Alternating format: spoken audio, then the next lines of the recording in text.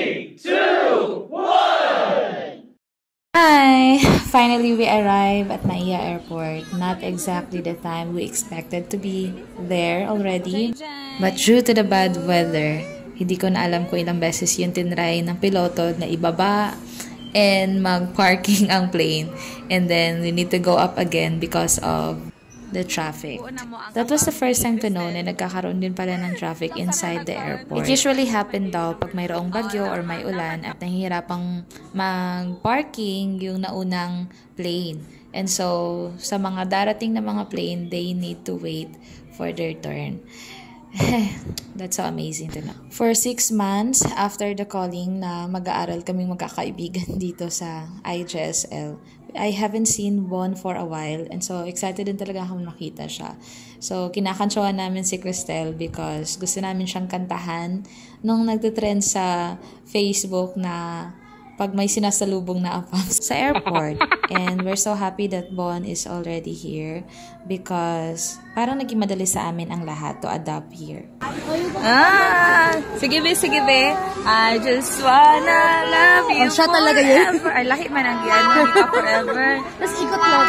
Ang in-expect namin, siya ang kaanuhin mo. Hello po, good evening. Ay, dali na. I just wanna love you. Bon, wala talagang kiss kay Cristel. Alam mo yung bata, gusto din mag-kiss? Again, babe. O, si Papa Mama naman. Papa Mama.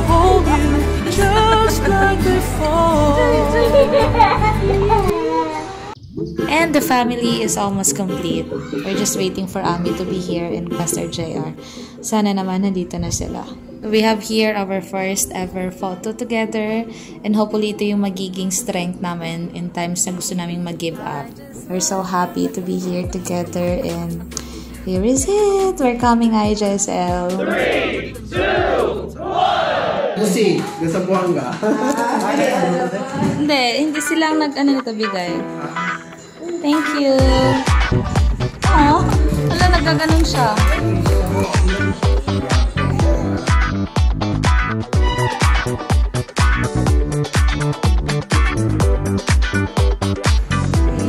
Hi, Jai. Oh, si Jai? Ate Jai?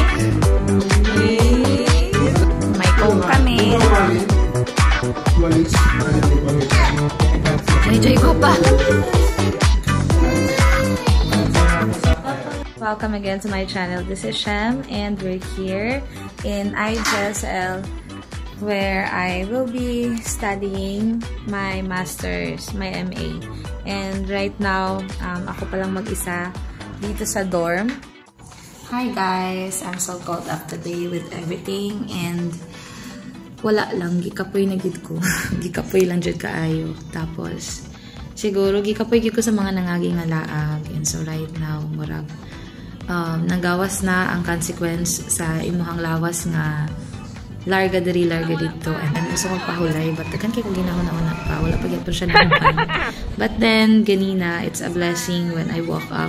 It's Sunday pero kabalo jud ko nga dili mi makasimba physically. Right now nagtapok na sad mi para mangaon, so walang katapusang bunching. And then we were invited to look for things na pwede pa naman magamit from the previous students here sa IJSL. So natumi dito, and timely lang sad because sa mga saninang akong gipangdala rejud kay mga important ra. And tungod ana, nalimot ko nga importante man sa day mga pantulog, pagbalay. So pag-abot dinhi kay nagpanik akong mind. Wala mo dyan kay pantulog, wala ko yung mga kanang pambalay nga or kanang pangragad lang ng mga sanina. But then God is good kasi ang mga nakuha ng mga gamit is exactly what we needed. Mas na-realize na ako nga mas marato di ay ang mag-shopping ka online kay nakadiri sa Luzon. Kaysa muadto pa ka dito, mamasahe pa ka dako and then hassle pa. Unlike here, you just click and click mo sa naradyo kay Gcash, mabayaran na din mo, and dali lang kaya ang delivery. With a student, mapay pag-anhi din so kailangan dyan siya nga magtipid-tipid. And again, God's provision is timely, and one of the best culture also that we have here. And excited sad ko to do this pag na yung mga bagong freshmen someday, is yung mag-provide sila ng food for the students. So, since last night na may free meal, of course, ganina na po'y gihatod. And then, right now, na ay naghatod ganina dali. Wala akong kaila kong kinsa kasi dili ko kabalo kung i-English ba na ko siya or sa siya, Pinoy ba siya. But because it's an international school, dagan-dagan gidaring mga Tagalaing nasod. And like last night, na ako'y namin na-meet nga mag-asawa.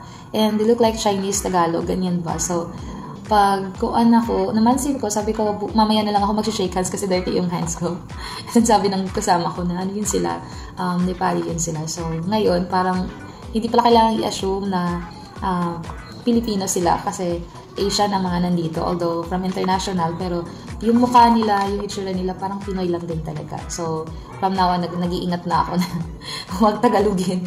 Huwag kausapin ng tuloy-tuloy kasi hindi nila talaga naintindihan. And hindi prepare yung English natin, guys. So, tingnan natin kung ano yung pinadala nila.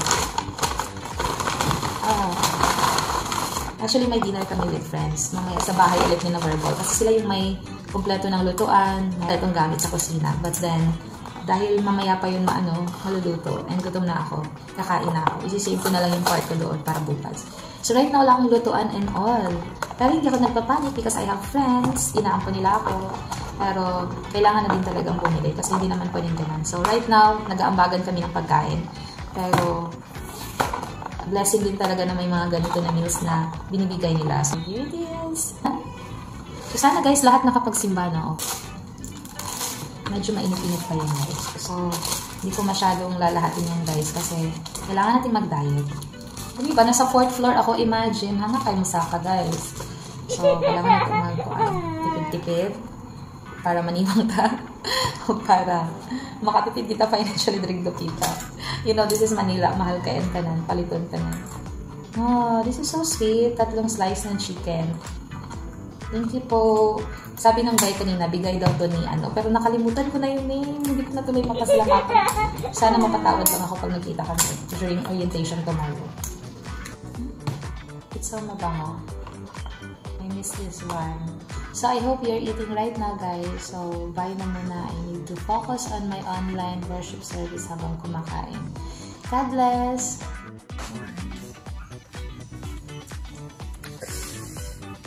That's the building over there.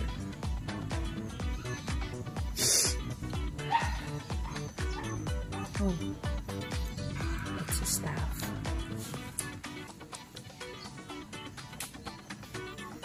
Kagabi umulan before ako matulog. Tapos pag-gising ko, umulan pa din. So,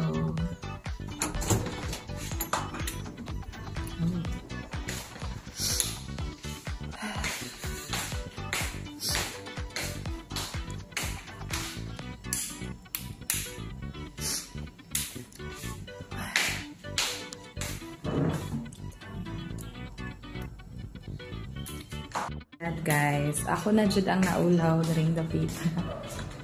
Look at that! Wow! I'm so sorry kung sino man naghatid dito. I'm really, really sorry. Wala akong narinig na katok. Oh, may receipt. Pabayaran ko pa doon. Gusto ko naman. Lang.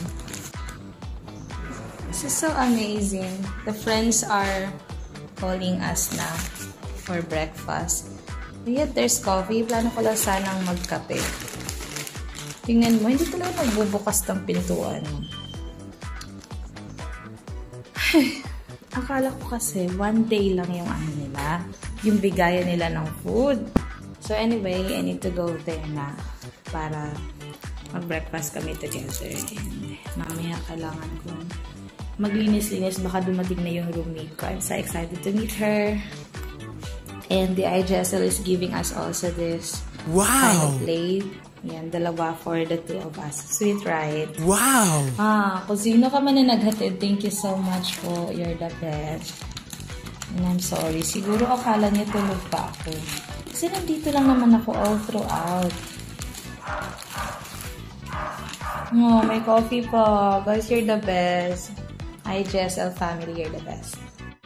Itatago ko na lang muna dito sa ref kasi gamitin ko lang to next time. Ayun na, hindi ko pa nakain. Pero alam kong kakainin ko rin siya in due time.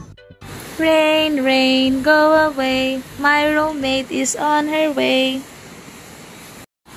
So here's the confession side. It's been 3 days in IGSL and my roommate was not yet there. And I have a lot of overthinking about kung magkakasundo ba kami or kung magugustuhan ba niya ako. Those were just my silly thoughts. But you know, I'm having myself issues about having a roommate. Maybe because of my experiences before with roommates, a lot of times, hindi ako naging mabuting roommate because I tend to act as a leader and then I forgot to work on with relationships. Eventually, nagkaroon ng mga conflict na hindi ko alam na meron na pala silang conflict sa akin. And I was so insensitive at the same time because I'm focusing on my rules. So, kaya naman, medyo lumalayo yung loob nila and it's been a heartbreaking on my side na alam ko namang sweet ako and maalaga akong tao. But, bakit pa ako nagkulang sa part na to? Even though I've learned a lot from it, I learned the hard way and I know that they're also learning from me. But yun nga, parang nagkaroon ng void ang heart ko to work with roommates. Second time around was living with siblings na syempre malalaki na kami and we don't see each other growing up on together because magkaiba na yung naging timeline namin, yung gap namin, and at the same time, yung nag-work na ang ate ko. So, tatlo kami sa loob ng bahay and we actually fight for nothing, for so useless of things dahil lang hindi kami magkasundo. But I praise God because we were able to get through with it and before the time na naghiwalay kami, talagang bumawi ako sa mga kapatid ko na maging cool ate rather than a strong, independent ate. Ay, nako. And of course, but sadly, I wasn't able to make it through with my roommates before because nagkaroon ng pandemic. They has to send us in our home way back 2020. And so, hindi ako masyadong nakabawi sa kanila. And I felt so sayang about it. But then, I have to move on and go on with my life. Oh, I get to enjoy as well playing with Chai and having fun with their daughters ng mga kaibigan ko. Kasi ang layo ko before, I wasn't able to attend the wedding. There's pandemic and at the same time, medyo malayo talaga ang Zamboanga.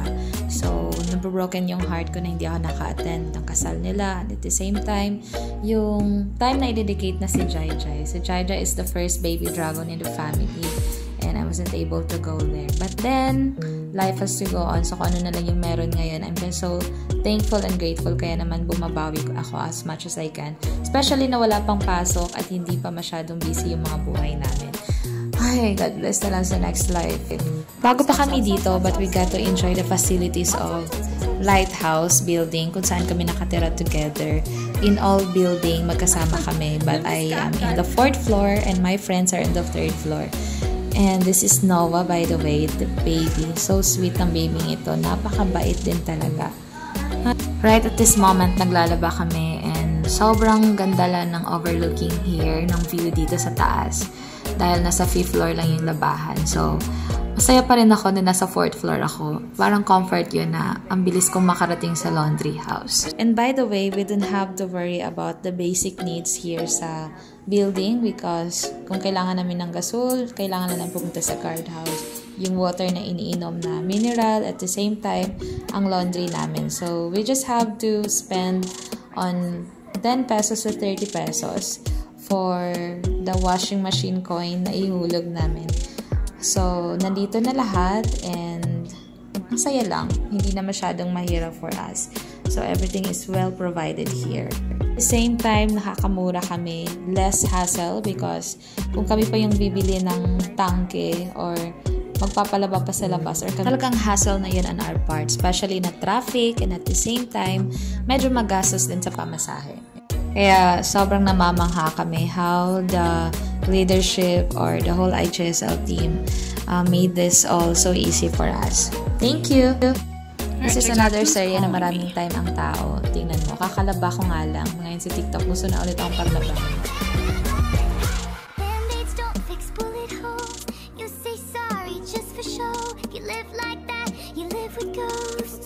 I just went home from Siniesas.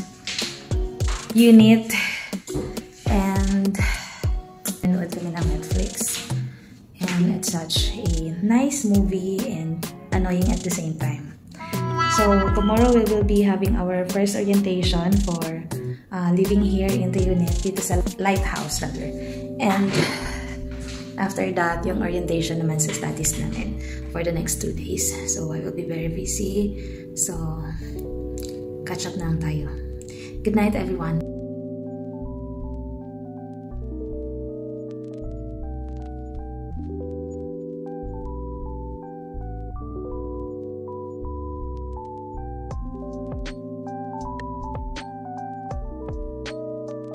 Natulog ang person. For the langi ang person. For the chika ang mga person.